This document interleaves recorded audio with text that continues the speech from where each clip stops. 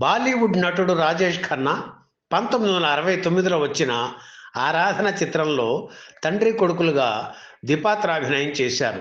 షర్మిల ఠాగూర్, ఫరీదా జలాల్ హీరోయిన్లుగా నటించారు. ఆరాధన విజయం రాజేష్ ఖన్నాను సూపర్ స్టార్ని చేసింది.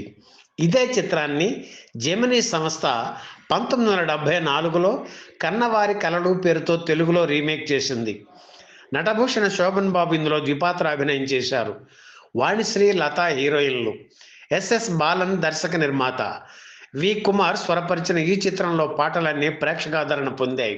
అందాలు కనువిందు చేస్తుంటే, సారీ సో సారీ, నా మాట విను ఒకసారి, ఒకనాటి మాట కాదు ఒకనాడు తీరిపోదు, మధువలక బోసే నీ చిలిపి కళ్ళు, అవి నాకు వేసే బంగారు సంకెళ్ళు వంటి పాటలు అందరినీ అలరించాయి.